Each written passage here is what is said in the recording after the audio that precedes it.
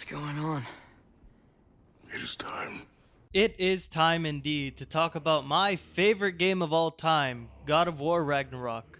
Going back to my God of War 2018 video, I said that I hadn't really been the biggest fan of the series prior to playing that game. So how is it that Ragnarok is all of a sudden my favorite game? Well, although this game doesn't have as much content compared to other games out there, I'm looking at you, Yakuza series, everything it has done is done damn near perfectly. I 100% completed this game twice, the first time on Give Me Balance and the second time on Give Me God of War because I wanted the challenge. Then when New Game Plus rolled around, I played through it again on Give Me God of War. Man, I love this game so much that I even got the cookbook for it. I have yet to actually cook a recipe from this book, but I'm gonna try it eventually. However, this still is a video game and there's no such thing as a perfect video game. As a matter of fact, there are some things I really didn't like in this game which I will go over. Without further ado, let's get into it. Ready yourselves.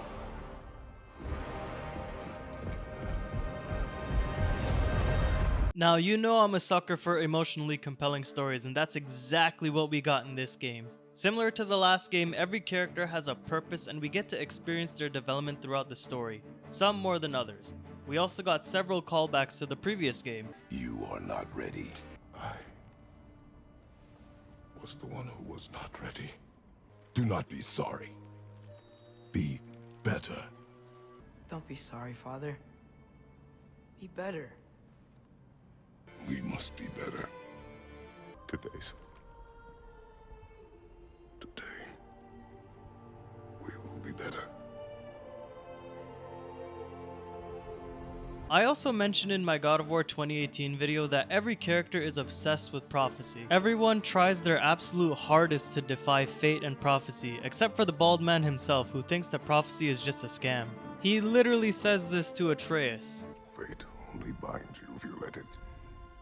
Do what is necessary, not because it is written. That's just one of many lines in this game that prove Kratos is actually a philosopher rather than a god of war. And the delivery of some of these lines show exactly why Chris Judge won the Performance of the Year award and proceeded to give a speech longer than this year's Call of Duty campaign. Just listen to these. It is the nature of a thing that matters, not its form. In moments of crisis, panic does nothing. Harness it. Let it serve you. We will bear the weight of our mistakes, not with guilt, but with footsteps heavy with purpose. Come, we have work to do. There is bound to be some kid throwing these quotes around in their high school philosophy class, and I don't blame them. Anyways, back to the story. Similar to the last game, the main antagonists show up at our doorstep at the beginning of the game to quote-unquote talk, which ends up with us throwing hands. Except this time, instead of Baldur, because we snapped his neck in the first game, it's Thor and Odin. So within the first hour of the game, we got the Thor boss fight that everyone's been waiting for. And in that boss fight, we get to see just how powerful Thor really is because he sends us to the Shadow Realm before reviving us to have more fun. Anyways, after that fight, Kratos and Atreus set out on their own adventure, and what an adventure it was. So much exploration, character development, heart-to-heart moments, heartbreaking moments, action, and of course, screaming.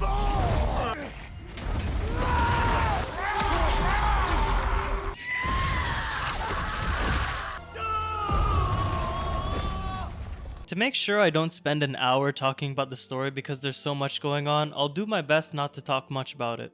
Atreus is buying into the whole prophecy thing, whereas Kratos isn't too fond of it. This leads to Atreus going to do some things on his own, and we get to play as him for these sections. Say what you will about these sections, and believe me, I'm gonna say quite a bit about them soon in the gameplay section. The Atreus chapters contribute heavily towards the story. Through these chapters, we get to explore Jotunheim and Asgard while learning a ton about the giants and Asgardians. For Kratos, on the other hand, like I mentioned, he's the only one not worried about fate and just wants to do right by Atreus before he passes. He trains him vigorously at the beginning of the game to prepare him for when he's not around anymore. But throughout the story, we see a shift where he's more interested in what Atreus wants to do rather than what he wants to do for Atreus. People will say Kratos has become soft, but I think that's far from the case. In my opinion, Kratos' story has come full circle and he's matured along with his own franchise. The DLC only adds on to that and truly gives Kratos some closure. Anyways, back to the main story. After the Ironwood chapter, we encounter Freya, who demands Kratos help free her from the curse that binds her to Midgard, and she becomes another companion for Kratos besides Atreus. Throughout the main story, and a particular side mission specific for Freya, we learn a lot about her, Odin, the Valkyries, and Asgard. There's also a ton of banter between her and Mimir that serve as exposition. This is all done deliberately because after the main story, Atreus goes on his own adventure, which means Freya becomes Kratos' main companion. With that being said, I'm very happy that Santa Monica knew they had to establish some kind of relationship with Kratos and Freya that would develop throughout the story so that she doesn't feel like she's just thrown in there at the end. We even got a bit of a story with the Holdra brothers, good old Brock and Sindri. Without going too much into detail, Brock died before. Sindri tried to get his soul back but didn't get all 4 pieces, and Brock dies again. The only problem is, now that Brock doesn't have all 4 of his soul pieces, he's really gone, and it leaves Sindri absolutely broken. Once again, if you want a more detailed explanation, you should go watch Fat Brett. As sad as this story was, it was written so well. The only caveat is that since Brock is dead and Sindri leaves, we're left with Lunda. Now, I don't hate Lunda as a character, but you remember how I talked about Freya feeling like she wasn't just thrown in there at the end? Well, Lunda's kind of the exact opposite, because throughout the story and even some of the side missions, we don't really learn much about her besides the fact that her and Brock used to be friends and that Helka, her dog or pig thing, is missing a ball. I hate to say it, but she really was just thrown in there at the end for the sake of us having a blacksmith in the post-game. Now, to be fair, the blacksmith is very important in this game, so I'm not going to complain as much, but like I said, Lunda just feels like she's thrown in there for the sake of throwing a blacksmith in there. Like I said before, there's so much going on in this game's story, and I could sit here all day talking about it. However, I think you're better off experiencing it for yourself. Every scene and every battle feels like they have a significant purpose, and that significance is amplified by the soundtrack. Look, I'm one of those weirdos that listens to video game soundtracks, and my brother makes fun of me all the time for it, but hear me out, this game's soundtrack just gives everything that extra oomph. And it even got nominated for a Grammy Award recently. I'm gonna play some key moments throughout the game, and I really want you to pay attention to the music in that scene.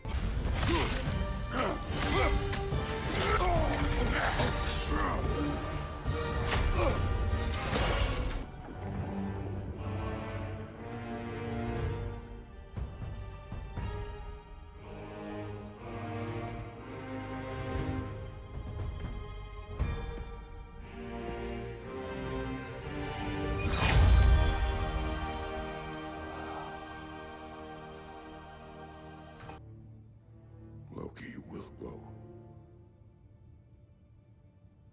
Atreus. Atreus remains.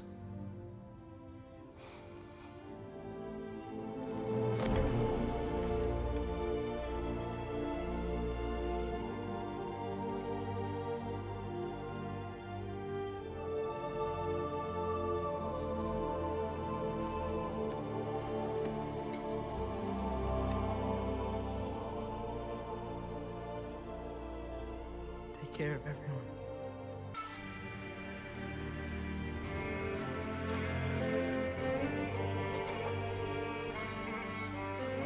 I love you.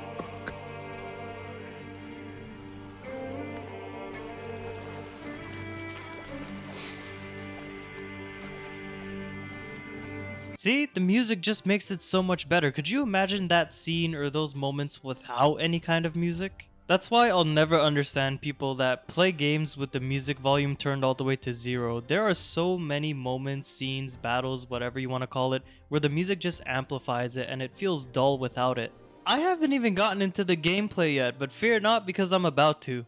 For obvious reasons, the gameplay is very similar to God of War 2018. I mean, it's a sequel to God of War 2018. What do you expect? In terms of weapons, the axe and blades are back, and now Kratos has the new Draupnir spear. As to which weapon is my favorite, I'm still going with the blades, but let me tell you, all 3 of these weapons come with some absurd upgrades and runic attacks. Most of the blades and axe runic attacks make a return, with some of them being changed to regular attacks like the Frost Rake. But regardless, there's so many things you could do with all of these weapons that it's really just another rabbit hole for you to explore. Instead of talismans in this game, we now have relics, which essentially have the same functions as talismans. I guess now they're just relics.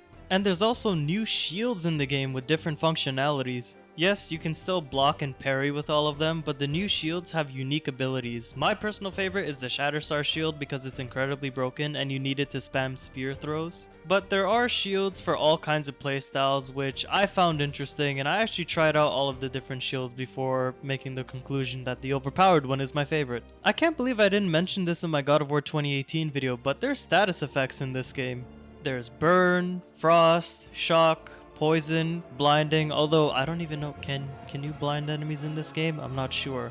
But those are returning from the first game, and the new one is Bifrost. Now Bifrost has to be one of the most annoying status effects in the game because as long as you touch it, it affects you. Basically what it does is it turns a portion of your health bar purple, and the next time you get hit, you take damage from the hit as well as lose all the health that was covered in purple from the Bifrost. It's quite absurd, but you know what, just don't get hit, right? There's also some additions to the Spartan Rage in this game. Now you have a choice between 4 different kinds of Spartan Rages. The first one being Fury, which is the exact same as the first game. Later on in the story, you unlock Valor, which essentially just uses your rage meter to give you a health burst. If you can properly time your Valor Rage, you can also use it as a parry. Then later on in the story, you unlock Wrath, where you basically just dish out a bunch of damage with a powerful attack.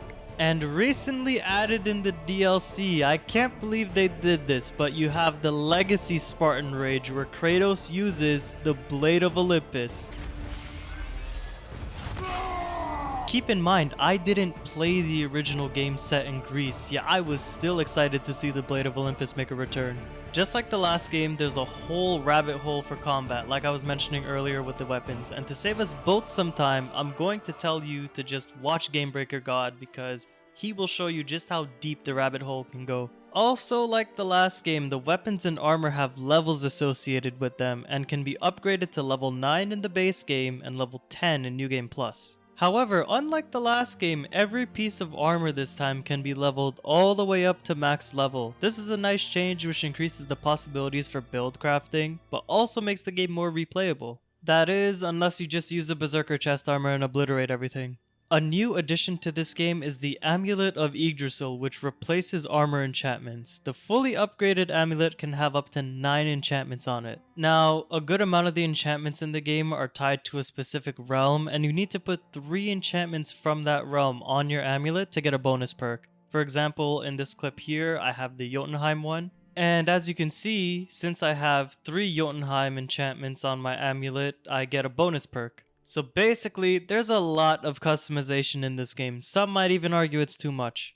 In this game, we got Atreus and Freya as companions throughout the story, with Freya being our permanent companion in the post-game. Atreus is more or less the same, but Freya is interesting. If you do the side mission where you get her other sword, she can apply Bifrost to enemies, which help you deal extra damage.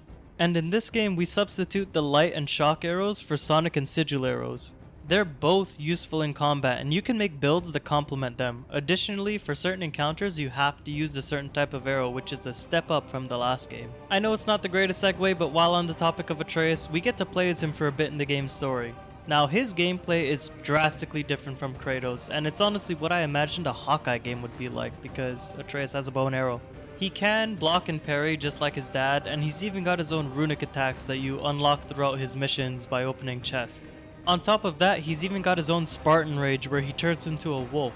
He can also transform into a bear, but we only get to play as the bear once throughout the game's story, and then we never get to play as it again. Atreus' gameplay isn't as complex for obvious reasons, and as far as I know, there's no crazy rabbit hole in terms of Atreus combat. It's definitely a nice change of pace to have every now and then, going from this all-powerful bald man to some kid with a bow who can't even open a chest on his own. I will admit though, over time I did get bored as playing as Atreus because, like I mentioned, his gameplay isn't really complex, so over time, yes, it does get boring. However, in the later missions you have Thor to carry you, so it's all good. In terms of this game's difficulty, I'd argue that this game offers a bit more of a challenge from the last game. Like I mentioned before, my first playthrough was on Give Me Balance, but then I decided to run it back on Give Me God of War because I enjoyed the game that much and wanted an excuse to play the game again. I ain't gonna lie, I was getting cooked at the beginning, but after adjusting to dying in 2 to 3 hits, I got through it eventually. This game has a few bosses that are quite challenging, the most notable one being Ormastunga because I hate him, I absolutely hate him, that is an annoying boss, why is he in this game? Jokes aside, the story bosses for the game had some cool mechanics, with Nithog being my favorite one because it introduces you to how the sigil arrows work. But I will say that the second Thor fight along with the Odin fight following it weren't as difficult as they should have been. I mean, these two are literally the two final bosses in the game, and they just felt easy. Thor didn't really change that much at all from his first fight, which you did without any upgrades, and Odin just jumped around and threw shit at you every now and then. I get that Odin's power comes from his knowledge and whatnot, but he felt pretty weak for someone called the Allfather. I don't know, it's probably because going into that chapter it's damn near impossible to be underleveled unless you're deliberately trying to do so. They even give you the Fatebreaker armor set at the recommended level for the mission. Nonetheless, it was satisfying to beat every story boss in the game, whether it was from a character perspective or whether it was because the boss was actually challenging.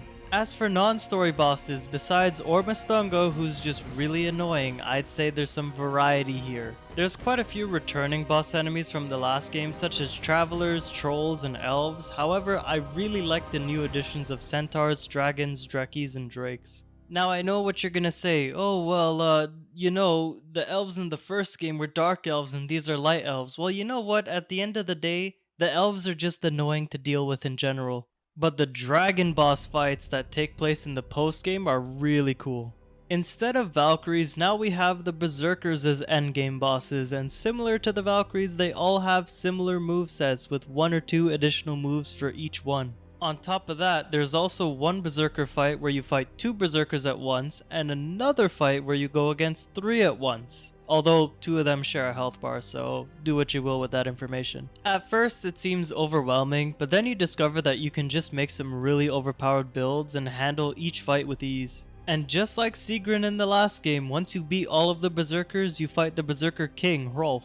He too is just a combination of all of the Berserkers who's a dirty spammer and has a bunch of health. Nonetheless, he's still a challenging boss, and defeating him gives you arguably the best relic in the game, the Hilt of Skofnung.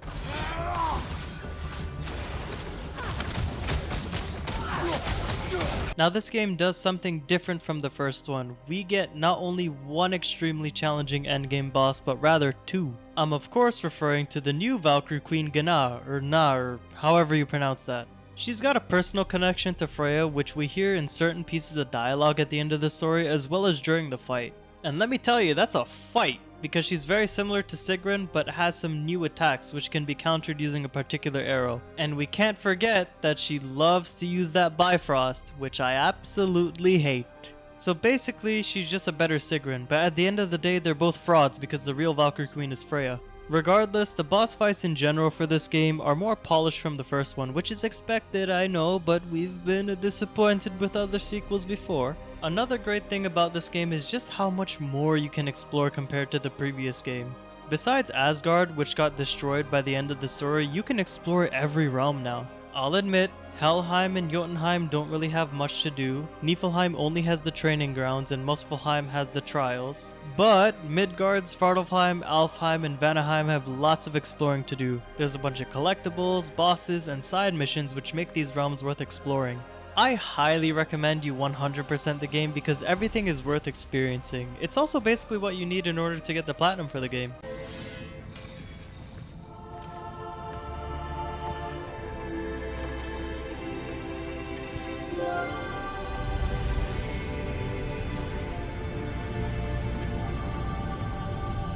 Now, one more thing I'll mention about the main game before diving into the DLC is New Game Plus. I did a New Game Plus playthrough on Give Me God of War and even fought the Berserkers and Gná again. There's new armor sets specific to New Game Plus, and like I mentioned before, the max level for gear is increased to 10. Additionally, the Berserkers and Gná are even harder in New Game Plus due to having some upgrades to their attacks. Here's an example.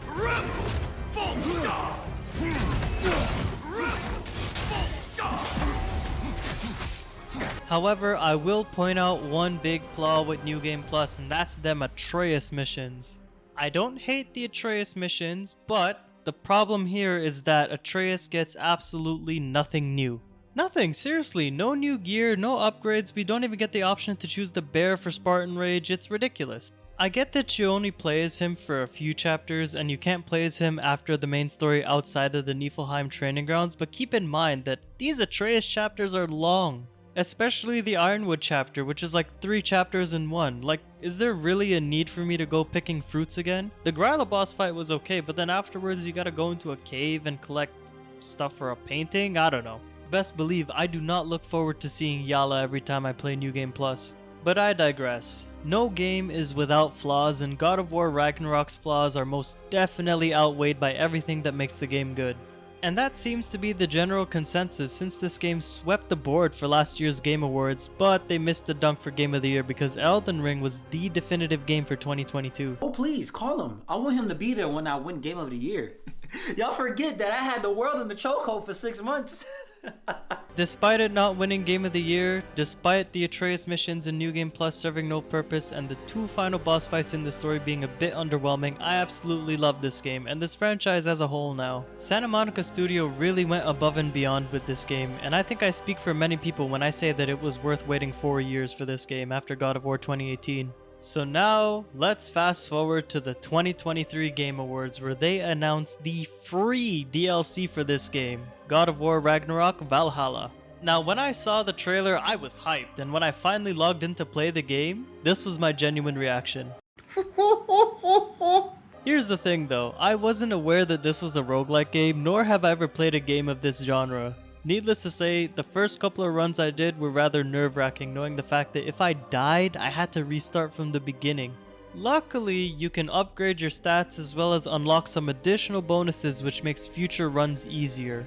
What I really like about this DLC is the fact that it really tests your skill rather than having to rely on certain abilities or pieces of armor. I'm looking at you, Berserker spammers.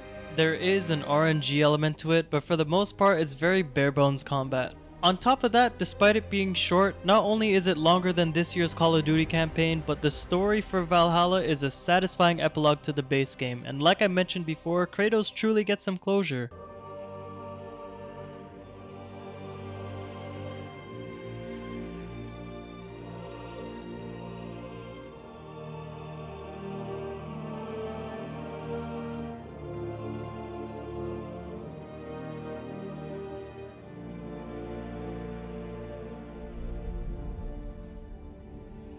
Well, looks like I missed everything.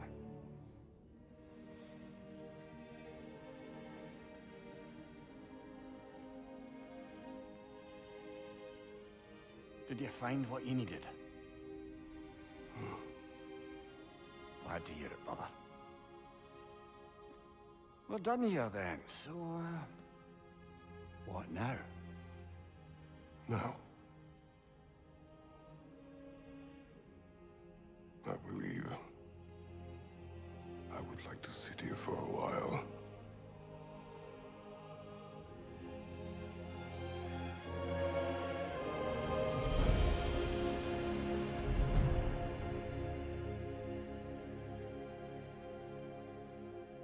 In my opinion, that is the best way to end Kratos' story in the Norse saga. And to those saying Kratos has gone soft, I want you to tell me how. Please explain it, because I don't see it. There's absolutely nothing wrong with Kratos feeling remorseful for his actions, and it's something that many people face at some point in their lives. And getting over it can be one of the hardest things a person can do. You mean to say Kratos is soft because he's trying to be a better person? It doesn't really make sense to me. The way I see it is that throughout the Norse saga, Kratos is taking accountability for his actions and literally confronts his past in this DLC to truly put that part of his life behind him. Additionally, Kratos doesn't senselessly kill people anymore, but he's still down to throw hands whenever provoked. If you ask me, that sounds like a trained martial artist, someone who knows how to fight but has the discipline to not go around starting unprovoked fights. But enough on that discussion for now. If you want to talk about it more, please feel free to do so in the comments. The last thing I'll say about this DLC is just how replayable it is. Even after completing the story for the DLC, there's still plenty to do and all kinds of unlockables to unlock. Over time, I started to really enjoy the DLC, and I'm still playing it as we speak.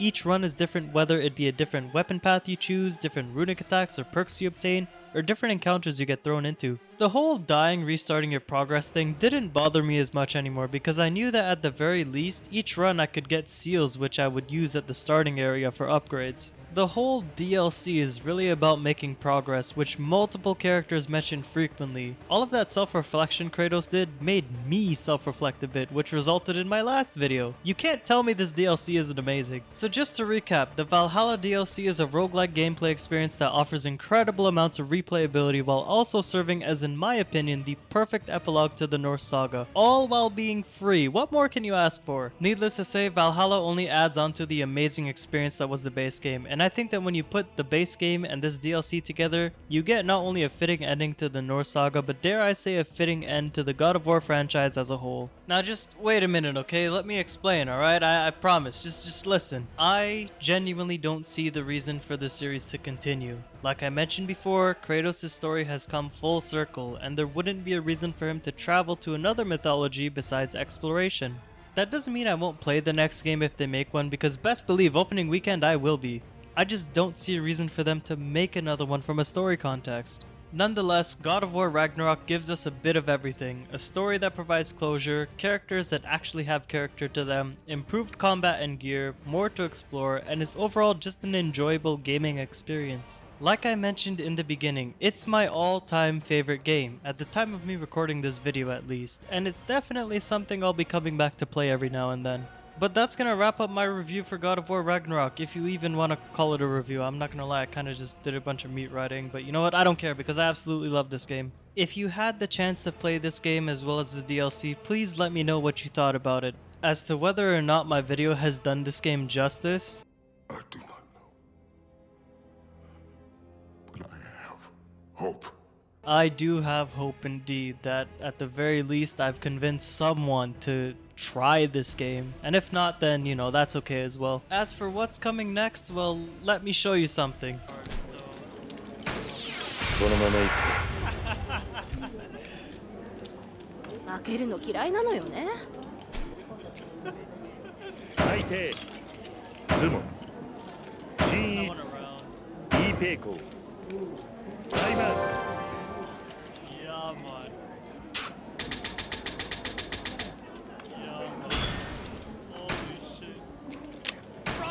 Yeah, man.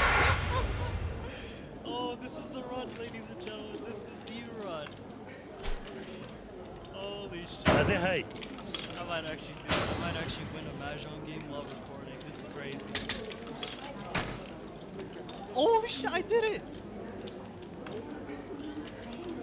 Yo, I did it! I won!